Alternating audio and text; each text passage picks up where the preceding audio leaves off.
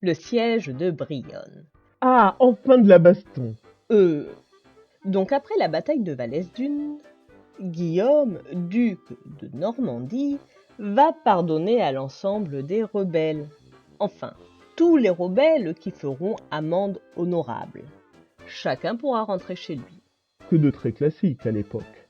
En effet, si on tuait toutes les personnes qui montrent son désaccord, il n'y aurait très vite eu plus grand monde.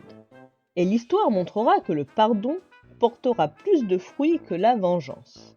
Quelques années plus tard, tous les anciens rebelles seront ralliés à sa cause. Tous? Enfin, presque. Il y aura deux exceptions. Un qui a déjà fait l'objet d'un short et que je vous invite à aller regarder, et Guy de Brionne. Sauf que Guillaume ne va pas s'occuper de son cas tout de suite. Il mettra plus d'1 an, ce qui va laisser le temps à Guy de Brionne de faire des réserves, petit écureuil. Et lorsque Guillaume décide de faire le siège de Brionne, il va tomber sur un os. Alors, à quoi ressemble Brionne à l'époque? J'ai eu beaucoup de mal à reconstituer le Brionne de l'époque parce que je n'ai trouvé que des plans postérieurs. Alors que ce siège va avoir un énorme impact sur la légitimation de Guillaume. Donc à l'époque, Brionne est une île sur la Risle. Et elle est l'un des rares endroits où on peut la traverser.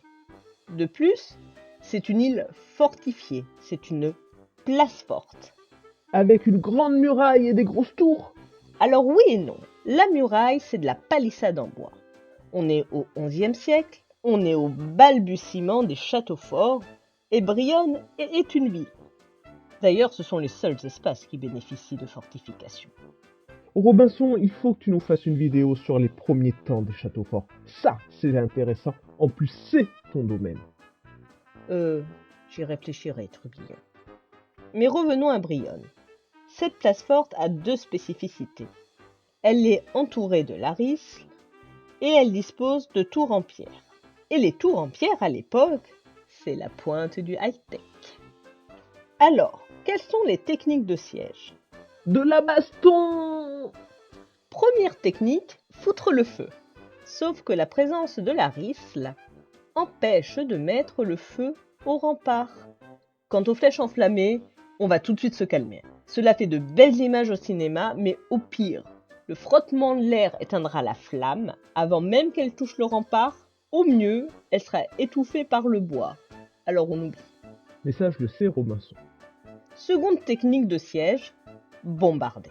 Sauf qu'au XIe siècle, les techniques sont assez rudimentaires. On sait que pour le siège de Brionne, on a essayé de faire des tours de siège qui se sont révélées d'une efficacité plus que contestable.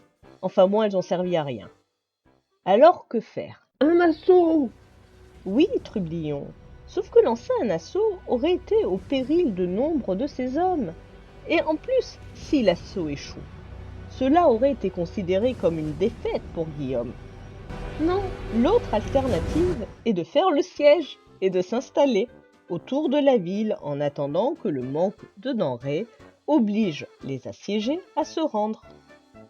Sache que, entre le 9e et le 14e siècle, sur l'ensemble des sièges réalisés, seule une petite douzaine finiront par un assaut. Mais bon, les assauts, ça fait de belles images à la télévision. Mais pour que le siège fonctionne, il ne faut pas que les assiégés puissent aller se ravitailler. Donc Guillaume va veiller à ce qu'ils ne puissent pas sortir de Brionne. Et si la Risle est la force de la place, elle est aussi sa faiblesse, car il n'y a a priori que deux sorties, une à l'est et l'autre à l'ouest. Alors la topographie des lieux a particulièrement changé, notamment concernant les voies. Mais si je me réfère à la carte de Cassini, il y a une route qui fait à peu près ça. Cassini, c'est beaucoup plus tard. Oui, mais bon, je fais avec ce que j'ai, hein. Et les routes, c'est quand même ce qui dure le plus longtemps. Donc, on sait qu'ils ont une première tour de contrôle là. Ce qui est logique, c'est un promontoire naturel. De là, il a une vue imprenable sur Brionne et sur le chemin qui permet de s'enfuir. Cette motte sera d'ailleurs l'implantation du futur château de Brionne, Elle sera confiée au Montfort par Robert de Courteuse, le fils de Guillaume. C'est pour cela que l'on sait exactement où elle était implantée. Et il va faire la même chose de l'autre côté de la Risle, à l'ouest. Mais de ce côté-là, le terrain naturel est plat. Donc je suppose qu'il s'est implanté le long du chemin, du moins à proximité. Donc tu ne sais pas où. Non, je ne sais pas où. Et Guillaume va rester avec ses hommes à Brionne tout au long du siège. Il s'absentera rarement et n'ira pas très loin. C'est normal. Enfin oui et non, parce que le siège va être très long et Guillaume va avoir le temps de beaucoup réfléchir. D'abord, une conclusion lui saute aux yeux. Les édifices avec des tours en pierre, c'est difficile à prendre. Oui, on aura compris. Il va donc faire construire des forteresses tout au long de la frontière normande. Toutes ces forteresses seront reliées par des routes afin de prévenir des invasions. Il va également construire des forteresses dans toutes les régions de Normandie afin de prévenir toute idée de rébellion de ses vassaux. Et voilà comment la Normandie devient une pionnière en matière de défense militaire. Mais revenons au siège. Alors je dois vous préciser que Guillaume a la réputation de se soucier peu de l'éthique chevaleresque.